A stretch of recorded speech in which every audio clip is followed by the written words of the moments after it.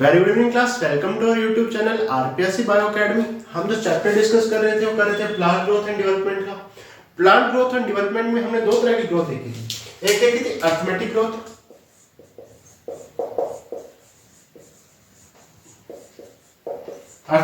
देखी थी। एक हमने जियोमेट्रिकल ग्रोथ देखी थी।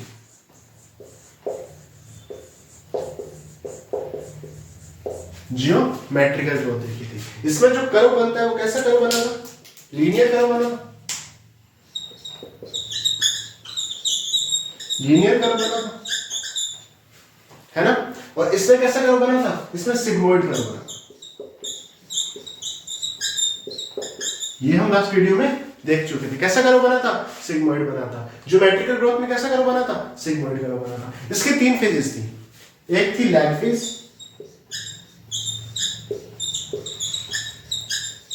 कौन सी थी? लैग फेज थी। एक कौन सी थी? एक्सपोनेंशियल फेज थी।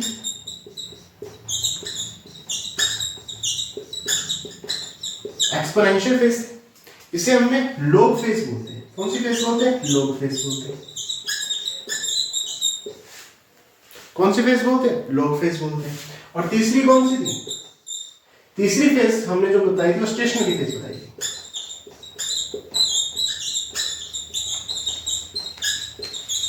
स्टेशनरी फेज बताई।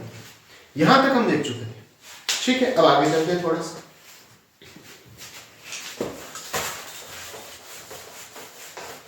चलिए आगे देखिए, मान लीजिए कोई शूट एपिकल है। शूट एपिकल के बारे में पढ़ चुके हैं। जो शूट के बिल्कुल ऊपर रीजन में पाई जाती है शूट एपिकल है, या कोई रूट एपिकल है।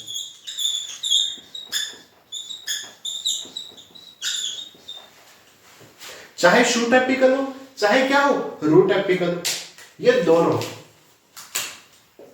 किसी स्पेसिफिक वर्क के लिए, स्पेसिफिक वर्क के लिए,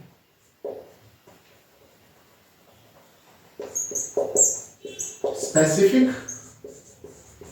वर्क के लिए, किसी स्पेसिफिक वर्क के लिए, किसी स्पेसिफिक वर्क के लिए क्या करती हैं?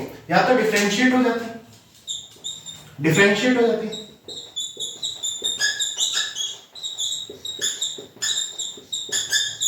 क्या हो जाती है? डिफरेंशिएट हो जाती है। या ये कैसी हो जाती है? मैच्योर हो जाती है, मैच्योर हो जाती है। देखिए, चाहे शूट एपिकल हो चाहे रूट एपिकल हो, हमने बोला था ये इसका काम क्या है? सिर्फ डिवाइड करना, सिर्फ विभाजन करना। ये कोशिकाएं सिर्फ विभाजन करती हैं। लेकिन कई बार स्पेसिफिक काम करने के कारण, कोई विशेष काम करने के कारण ये या तो डिफरेंशिएट और मैच्योर हो जाएंगी और विभाजन करना छोड़ देंगी। यानी ये परमानेंट टिश्यू में कन्वर्ट हो जाएंगी, परमानेंट सेल में कन्वर्ट हो जाएंगी। वैसे शूट एपिकल और रूट एपिकल क्या करती है? डिवीजन करती है, विभाजन करती है।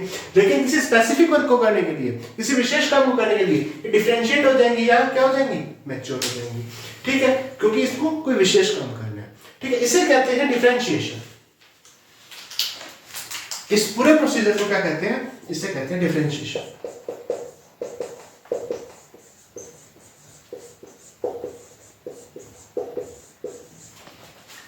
क्या कहते हैं? डिफरेंशिएशन कहते हैं। क्या कहते हैं? डिफरेंशिएशन कहते हैं। एग्जांपल की अगर बात करें, अगर मैं एग्जांपल की बात करूं तो जो है ट्रैक्री एलिमेंट है। कैसा एलिमेंट है? ट्रैक्री एलिमेंट है। कैसा एलिमेंट है? ट्रैक्री एलिमेंट है। यानी ट्रैकिस जो है, ट्रैकिस जो है ट्रैक्री एलिमेंट है। कैसा एलिमेंट है? ट्रैक्री एलिमेंट है। ये एलिमेंट अपने सेल वॉल में या अपनी सेल में कुछ चेंज करता है। सेल में क्या करता है? चेंजेस करता है। कैसे चेंजेस करता है? अभी देखते हैं। पहली बात तो जो सेल है उसका जो प्रोटोप्लाज्म है, प्रोटोप्लाज्म में वाटर का लॉस होता है।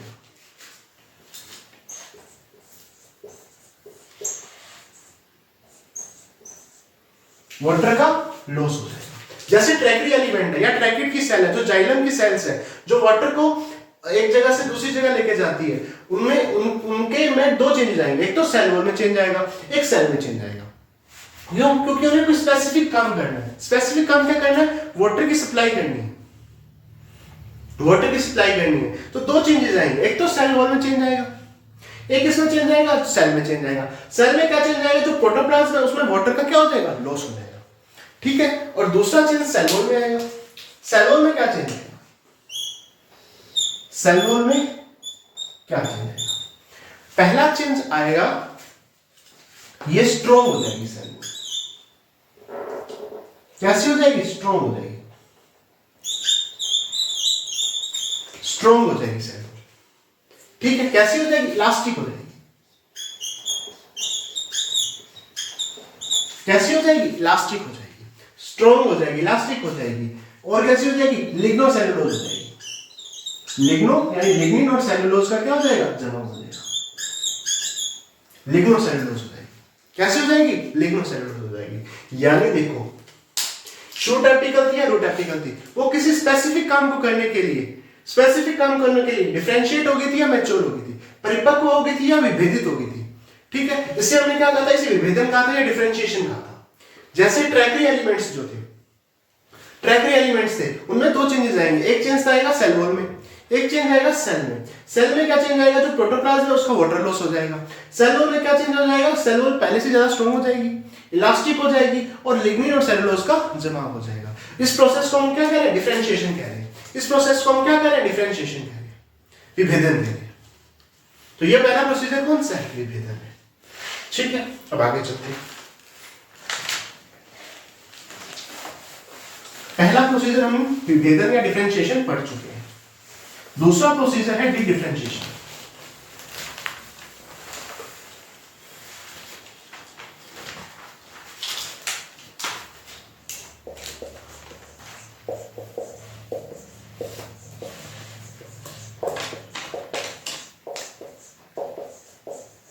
डी डिफरेंशिएशन,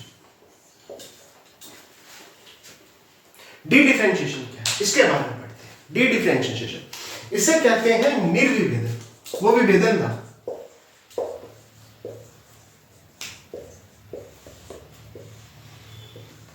निर्विभेदन कहते हैं। हुआ क्या था कि जो सेल थी उसने डिवीजन करने की एबिलिटी लूज कर दी थी।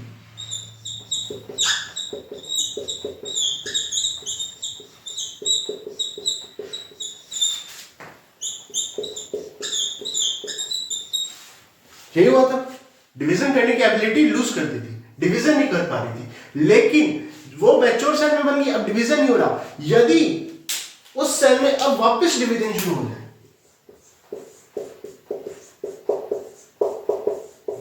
कि क्या हो जाए? वापस डिवीजन शुरू हो जाए। पहले तो डिवीजन करने की एबिलिटी क्या हो गई थी? लूज हो गई थी, डिवीजन नहीं हो पा रहा था। लेकिन यदि वापस डिवीजन करने की एबिलिटी आ जाए, इसे क्या कहेंगे? इसे निर्विभेदन या डी डिफरेंशिएशन कहेंगे, ठीक है। उसमें क्या था कि विभेदन, जो विभाजन करने की क्षमता थी, जो डिवाइड करने की क्षमता थी, जो डिवीजन की क्षमता थी, वो बंद हो गई थी, वो सेल परमानेंट बन गई थी। लेकिन अब वापस डिवीजन की एबिलिटी आ गई उसमें, उसने डिवीजन की जो एबिलिटी थी उसे रीगेन कर लिया।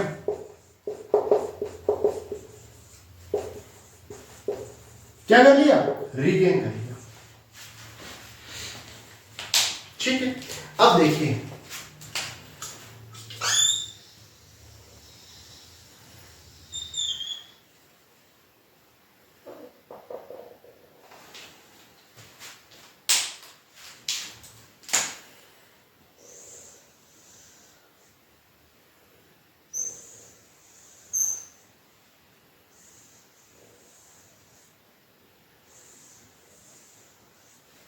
ये वेस्कुलर, ये मैंने जो बनाए हैं ये वेस्कुलर बंडल बनाए हैं। क्या बनाए हैं? वेस्कुलर,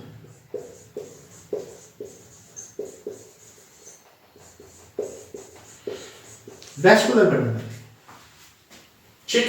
वेस्कुलर बंडल के बीच इस तरह से एक कैम्बियम पाया जाता है,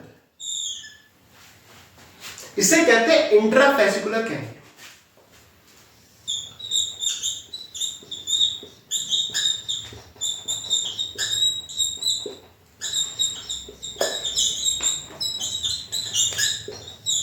क्या कहते हैं? Intrafascicular cambium.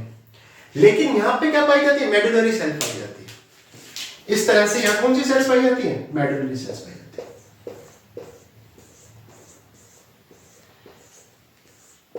इन्हें कहते हैं मेडुलरी सेल्स।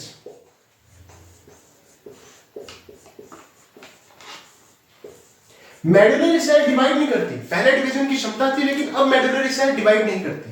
अब मेडुलरी सेल डिवाइड नहीं करती। पहले डिवीजन की क्षमता थी, अब मेडुलरी सेल डिवाइड नहीं करती। लेकिन जो मेडुलरी सेल इंट्राफेसिकुलर कैम्बियम के सामने आएगी, जो मेडुलरी सेल इंट्राफेसिकुलर कैम्बियम के सामने आएगी, इस तरह से देखो, जो यहां पे आएगी, जो यहां पे आएगी, जो यहां पे आएगी और जो यहां पे आएगी, उनमें विभाजन करने की क्षमता आ जाएगी। और ये जो कैम्बियम रेड वाला बनेगा, ये बनेगा इंटरफेसिकुलर कैम्बियम। इंटर बनेगा इंटरफेसिकुलर कैम्बियम। वो था इंट्राफेसिकुलर कैम्बियम। इसमें देखो, ये है जाइलम, बाहर है फ्लोएम, यहां अंदर जाइलम, बाहर फ्लोएम, अंदर जाइलम, बाहर फ्लोएम, अंदर जाइलम, बाहर फ्लोएम। और इसमें के बीच में जो कैम्बियम था, वो कौन सा था? इंट्राफेसिकुलर कैम्बियम था। लेकिन मेडुलरी सेल ने क्या किया? एक अलग कैम्बियम बना दिया। मेडुलरी सेल ने क्या किया? अलग कैम्बियम बना दिया। जो मेडुलरी सेल इसके बिल्कुल देखो इस तरह से थी, जो बिल्कुल इसके समकोण पे थी, उसने क्या किया? अपना एक कैम्बियम बना दिया। उसे इंटरफेसिकुलर कैम्बियम कहा। कौन सा कैम्बियम कहा? इंटरफेसिकुलर कैम्बियम कहा। तो जो इंटरफेसिकुलर कैम्बियम बना है, वो किसका है? वो डी डिफरेंशिएशन का है। इंटरफेसिकुलर, इंट्रा नहीं, इंटर।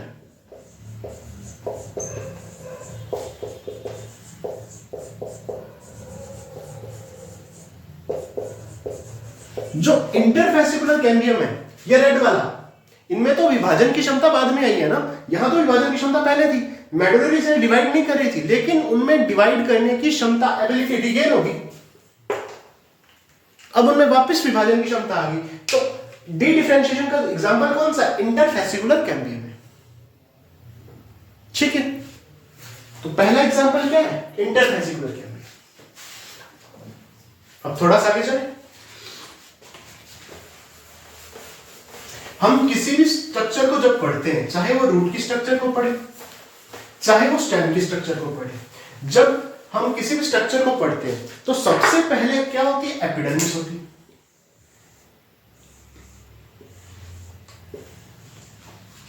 सबसे पहले क्या होती है? एपिडर्मिस होती है।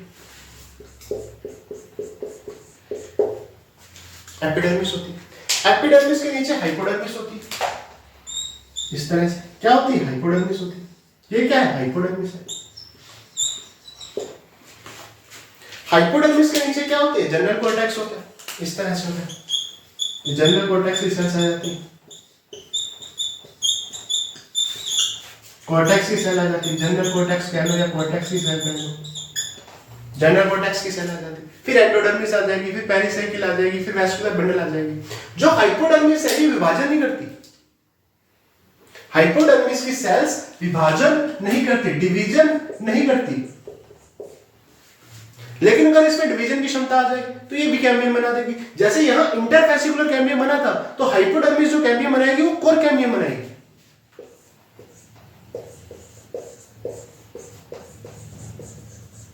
तो कोर के कैम्बियम का फॉर्मेशन किसका एग्जांपल है? डी डिफरेंशिएशन का एग्जांपल है। इसका दूसरा एग्जांपल क्या है? Core cambium. एक तो इंटरफेसिकुलर कैम्बियम, एक कोर कैम्बियम। इंटरफेसिकुलर कैम्बियम के बारे में मैंने बताया था। देखो, दोबारा देखो इसको, इस तरह से।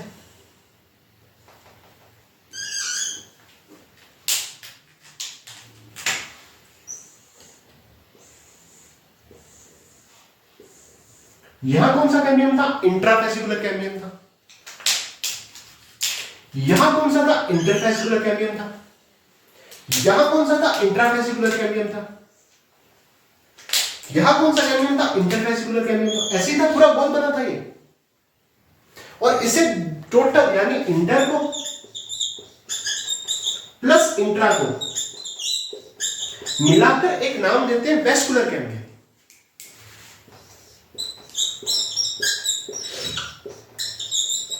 कौन सा कैम्बियम बोलते हैं? वेस्कुलर कैम्बियम बोलते हैं।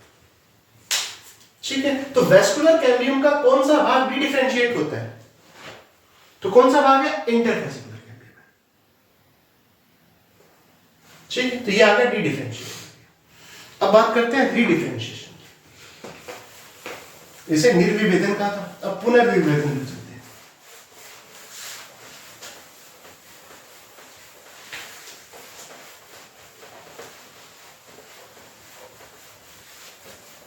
इसमें चलते हैं पुनर्विभेदन।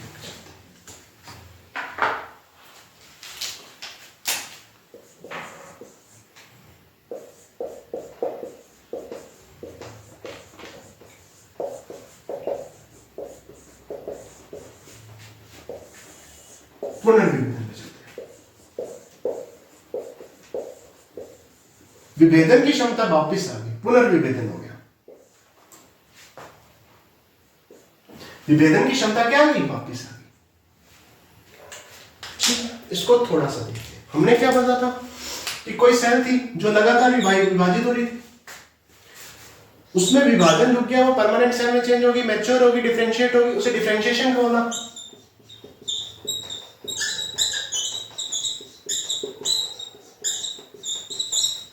डिफरेंशिएशन बोला। जब उसमें विभाजन की क्षमता दोबारा आ गई, उसे क्या बोला? डी डिफरेंशिएशन बोला। विभाजन की क्षमता क्या आ गई? दोबारा आ गई। विभाजन की क्षमता दोबारा आ गई, उसे क्या बोला? डी डिफरेंशिएशन बोला। डी डिफरेंशिएशन बोला।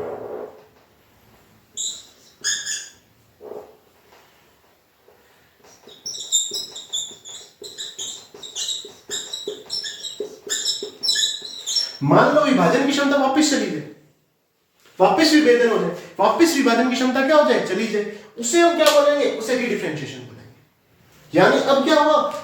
विभाजन की क्षमता चली गई, एबिलिटी किसकी? डिवाइड की चली गई, अब नहीं है, एबिलिटी डिवाइड की नहीं है, तो इसे क्या कहेंगे? री डिफरेंशिएशन। क्या कहेंगे? पुनर्विभेदन। क्या हो गया? दोबारा विभेदन हो गया। क्या हो गया? दोबारा विभेदन हो गया, पुनर्विभेदन हो गया। ठीक है, इसका एग्जांपल क्या है? इसका एग्जांपल है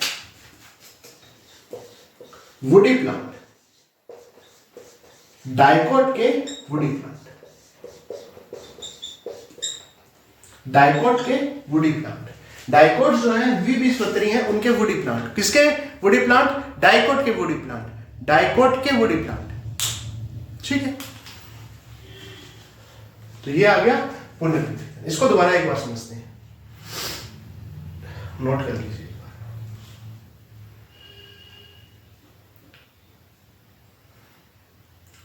रफ करें।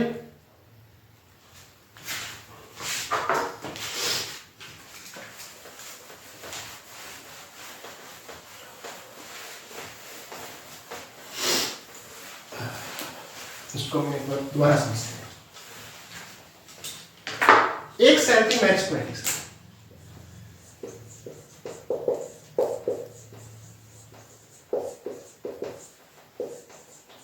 कौन सी सेल थी? Meristematic cell. ये लगातार डिवाइड हो रही थी, चाहे वो रूट एपिकल हो, चाहे वो शूट एपिकल हो, लगातार डिवाइड हो रही थी।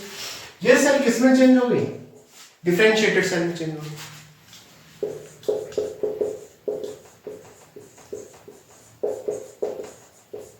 डिफरेंशिएटेड सेल में चेंज हो गई। किसमें चेंज हो गई? डिफरेंशिएटेड सेल में चेंज हो गई। इस प्रोसेस को क्या बोला? डिफरेंशिएशन बोला।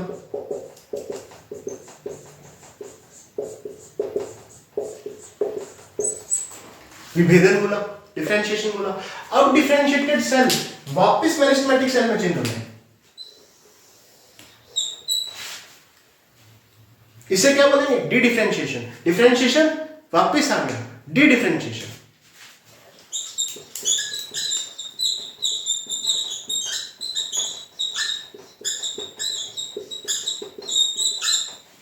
ठीक है, और मेरिस्टेमेटिक सेल में वापस जब चेंज होगी, अब वही मेरिस्टेमेटिक सेल डिफरेंशिएटेड सेल में दोबारा चेंज हो जाए, इस तरह से चेंज हो जाए, इस तरह से चेंज हो जाए, इसे क्या कहेंगे? इसे री डिफरेंशिएशन कहेंगे।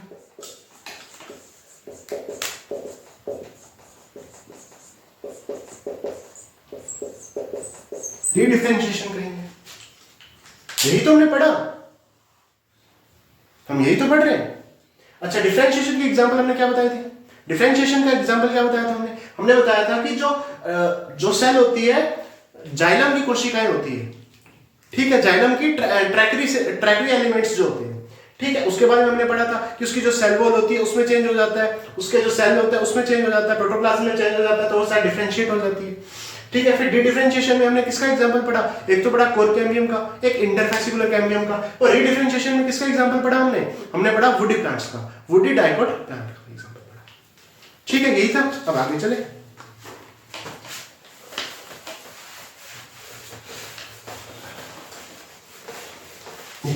अब आगे चलते हैं। देखो, एक तो थी मेरिस्टेमेटिक सेल,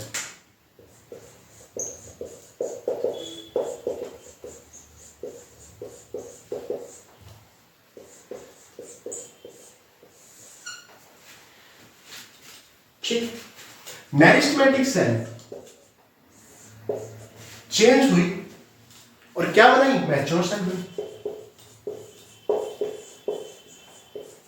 कौन सी सेल बनी? मैच्योर सेल बनी। मेरिस्टेमेटिक सेल किसमें चेंज हुई? मैच्योर सेल में। इसको हमने डिफरेंशिएशन बोला था, विभेदन बोला था। क्या बोला था? विभेदन बोला था, डिफरेंशिएशन बोला था, यही हुआ, ठीक है सर।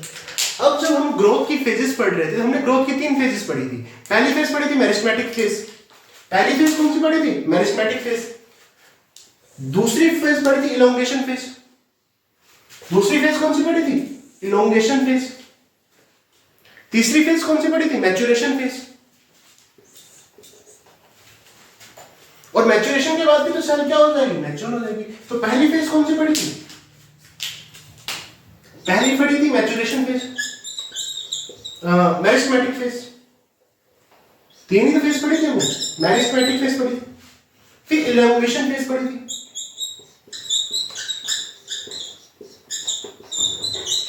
फिर इलोंगेशन फेज पढ़ी थी, फिर मैच्योरेशन फेज पढ़ी थी।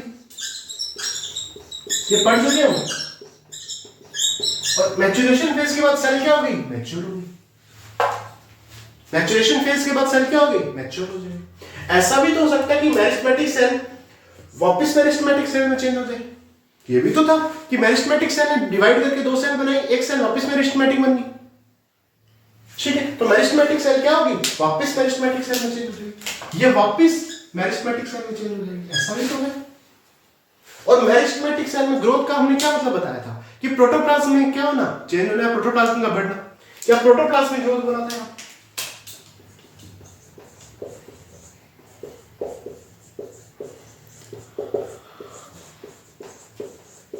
क्या बोला था? प्रोटोप्लाज्म में ग्रोथ बोला था। तो मेरिस्टेमेटिक सेल वापस मेरिस्टेमेटिक सेल में भी तो बदल सकती है। मान लीजिए सेल मैच्योर सेल अवस्था में है, इस वक्त सेल किस अवस्था में है? मैच्योर अवस्था में। मैच्योर अवस्था में आने के बाद सेल बुढ़ापा हो जाएगा। सेल में क्या आ जाएगा? बुढ़ापा आ जाएगा, सेंसेशन आ जाएगा, बुढ़ापा आ जाएगा, जीर्णता आ जाएगी।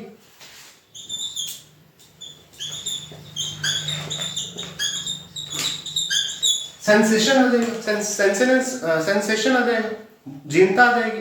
क्या आ जाएगा? जीर्णता आ जाएगी। सेनेसेंस आ जाएगा, सॉरी मैं थोड़ा, सेनेसेंस आ जाएगा, यानी जीर्णता, यानी बुढ़ापा नहीं कहते अपने कि बुढ़ापा आ गया थी कोशिकाओं में, जीर्णता आ गई, ठीक है। और इसके बाद क्या हो जाएगी? सेल की डेथ हो जाएगी। सेनेसेंस के बाद क्या हो जाएगी? डेथ हो जाएगी। ये डायग्राम एनसीईआरटी में बना हुआ है, देख सकते हो आप, उसको समझ सकते हो आप। देखिए, इसको नोट कीजिए, फिर आगे चलते हैं।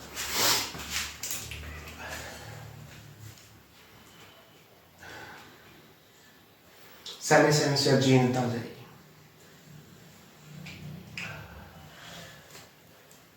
चले आगे, रफ करो।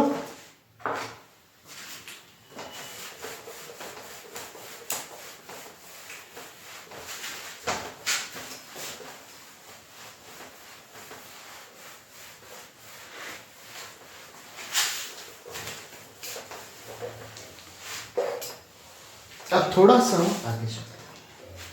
देखिए बेसिकली हो क्या है, मेरिस्टेमेटिक सेल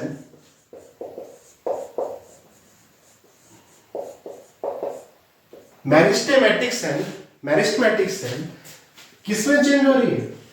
डिफरेंशिएटेड सेल में या मैच्योर सेल में चेंज हो रही है? जब मेरिस्टेमेटिक सेल मैच्योर सेल में चेंज हो रही है, उसके स्ट्रक्चर में चेंज आ रहा है। स्ट्रक्चर में क्या आ रहा है? चेंज आ रहा है। जो स्ट्रक्चर में चेंज आ रहा है किस पे डिपेंड कर रहा है? ये सेल की लोकेशन पे डिपेंड कर रहा है।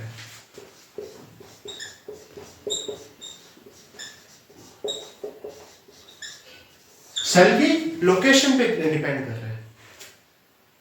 ठीक है, कैसे? मान लीजिए कोई रूट एपिकल की सेल है,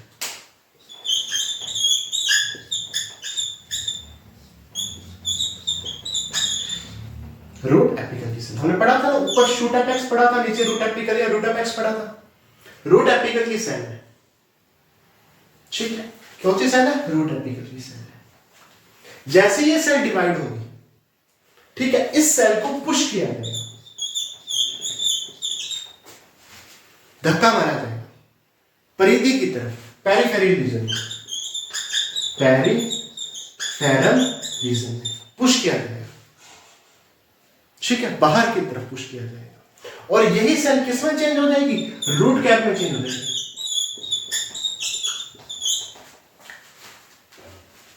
अब लोकेशन पे डिपेंड कर रही है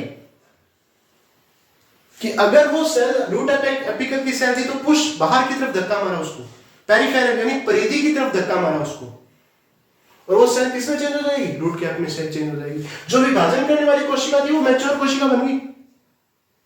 ठीक है, स्ट्रक्चर चेंज होगी, लेकिन वो स्ट्रक्चर किस पे डिपेंड की? लोकेशन पे डिपेंड की, क्योंकि रूट कैप की जो सेल है वो अलग दिखती है। ठीक है, इसको नोट कीजिए। इसी के साथ अपनी ग्रोथ कंप्लीट हुई। अब हम डेवलपमेंट शुरू करेंगे। चैप्टर का नाम क्या है? Plant growth and development. Growth होगी कंप्लीट, अब डेवलपमेंट शुरू करेंगे।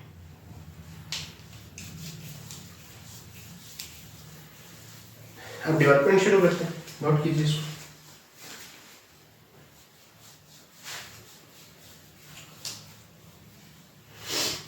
रफ कर दो।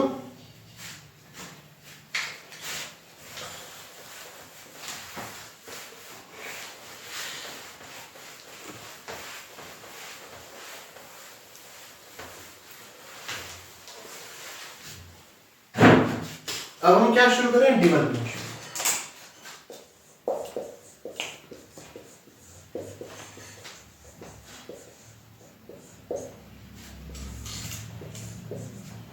डेवलपमेंट शुरू करें। देखिए, सबसे पहले जो अवस्था क्या आती है? किसी कोई सीडी आता है। प्लांट बनने के लिए सबसे पहले सीडी आता है, और सीड का में भी सबसे पहले क्या होता है? जर्मिनेशन होता है। तो जर्मिनेशन ऑफ सीड,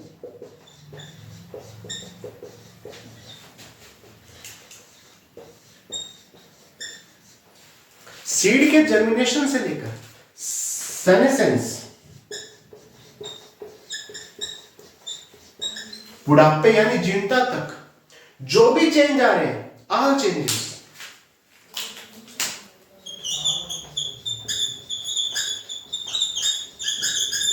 सभी परिवर्तन, ऑल चेंजेस क्या कहलाते हैं? डेवलपमेंट कहलाता है। जर्मिनेशन ऑफ सीड से लेकर, किसी बीज के अंकुरन से लेकर जीर्णता तक जो भी परिवर्तन आ रहे हैं, यानी उसके लाइफ स्पैन में, जीवन काल में जो भी परिवर्तन आ रहे हैं, लाइफ साइकिल या लाइफ स्पैन में जो भी चेंजेस आ रहे हैं, सारे चेंजेस क्या कहलाते हैं? डेवलपमेंट कहलाते हैं। ठीक है, अच्छा, डेवलपमेंट को अगर मैं बेसिकली समझूं तो क्या है? ये ग्रोथ भी है प्लस डिफरेंशिएशन भी, दोनों का सम है।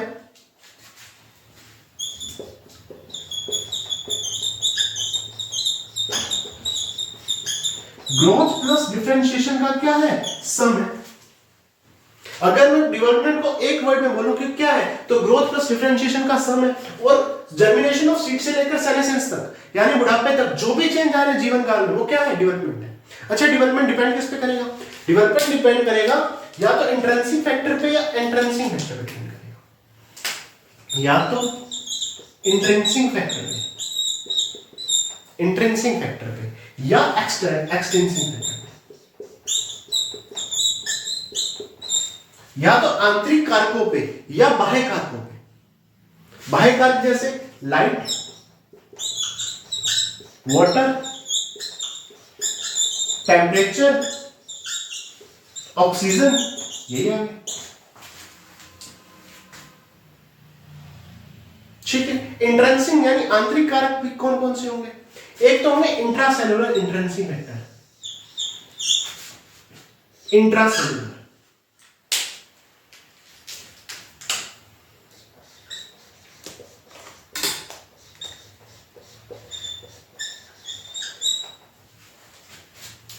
कौन से होंगे? इंट्रासेलुलर।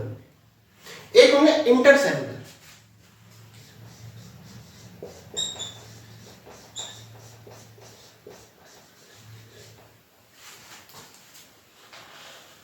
इंट्रासेलुलर कौन कौन से होंगे? इंट्रा का मतलब एक ही सेल के अंदर, उसी सेल के अंदर ऐसे फैक्टर हैं जो डेवलपमेंट को इफेक्ट कर रहे हैं, जैसे जीन। इंट्रा का मतलब हो गया उसी सेल के अंदर, जैसे जीन उसी सेल के अंदर है तो वो आ गई। इंटरसेलुलर यानी दूसरी सेल के, ठीक है, जैसे हॉर्मोन्स।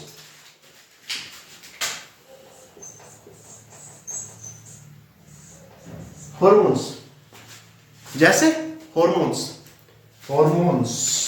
ये है ना, हॉर्मोन्स। अच्छा, हॉर्मोन्स